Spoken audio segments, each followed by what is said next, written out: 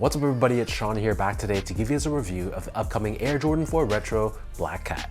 This marks the second retro of the Air Jordan 4 Black Cat, which originally released back in 2006. The first retro happened only 5 years ago in 2020, but they're set to be retroed once again on November 28th for $220 US or $280 here in Canada.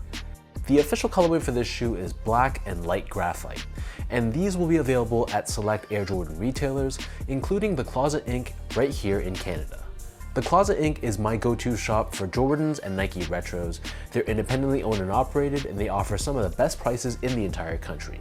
If you check out their website, go on their TCI Advantage collection tab, which consists of a lot of high heat items available for steep discounts. So the trick is there's no discount code. You actually have to add the item into your cart, and then when you go to checkout, it'll reflect that discounted price. And for these Air Jordan 4s, these are going to be raffled off, and the raffle is live right now at the time that I'm filming this video. So if you're watching from Canada, check out the Closet Inc. Links are down below, their website, their socials, support the independent shops, and tell them that you heard about them through my channel.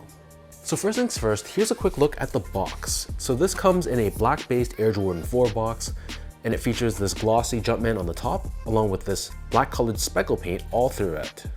And then here's a look at the size label on the front as well. So these Black Cat 4s, unlike the originals and the last retros, the shape is much improved in that it looks a lot closer to an original Jordan 4 from the late 80s.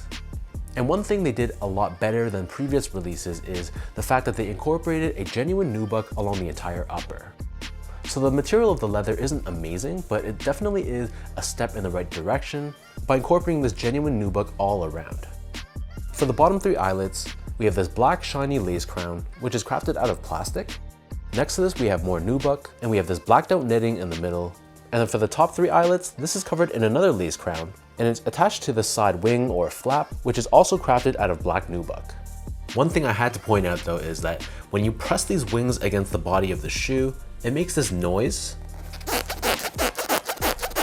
which has really gone viral, but it's actually legit. And that's caused by the plastic of the lace crowns rubbing against the nubuck.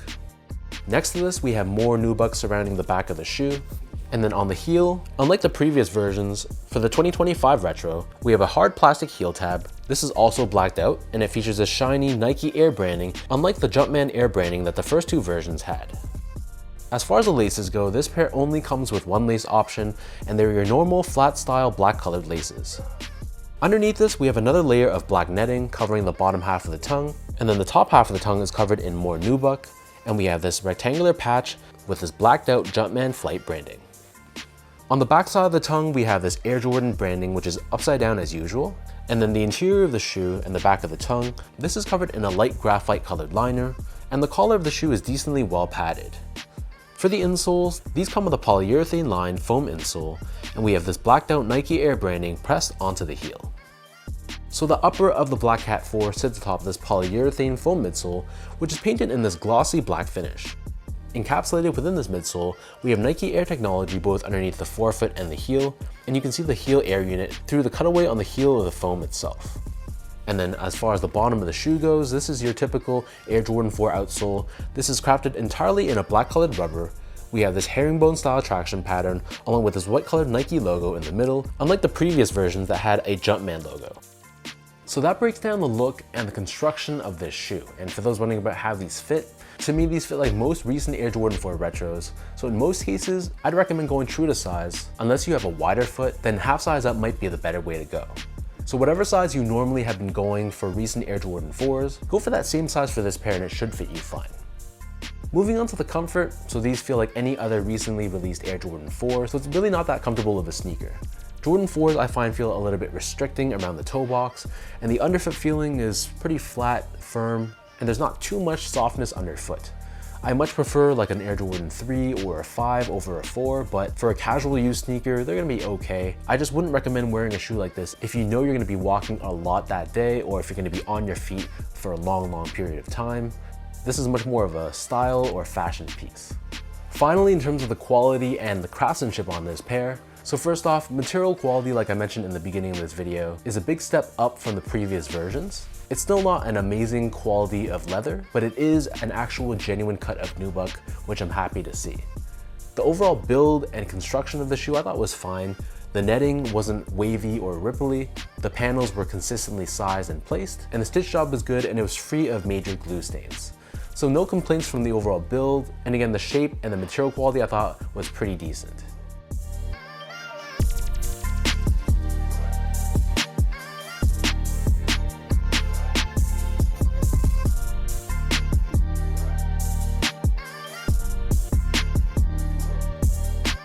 So with all of that out of the way now, let's toss these on feet, I'll lace them up and I'll show you guys how these look.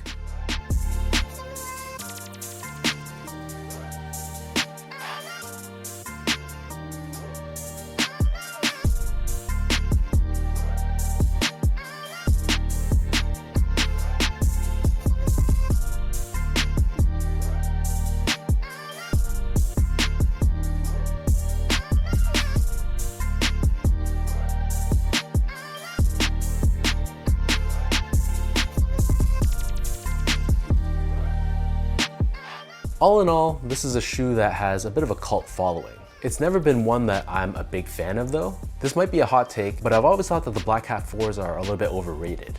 It's just an all black Air Jordan 4, which I guess makes sense from a wearability standpoint. It's just super stealth. But if I'm looking to rock a black Jordan, I just lean towards the Black Cement 3 or the Bred 4s 10 times out of 10 over these. But that's just my take, so leave your thoughts down below, let me know, what do you guys think about the Black Cat Air Jordan 4? When these release on November 28th, are you guys gonna be trying to grab these? Is this a game time decision? Or do you feel it's a little bit overrated and it's gonna be a pass for you? As usual, if you guys enjoy this review, be sure to like, comment, and subscribe to my channel if you haven't yet. I'll link my social media accounts down below for you guys to check out and follow. And before I end this video, if you're watching from Canada, again, check out The Closet Inc. for their raffle details, and just to check out their site, especially that TCI Advantage page. You won't want to miss that. So thanks again for watching. Hopefully you guys enjoyed this video, and I'll catch you all in my next review.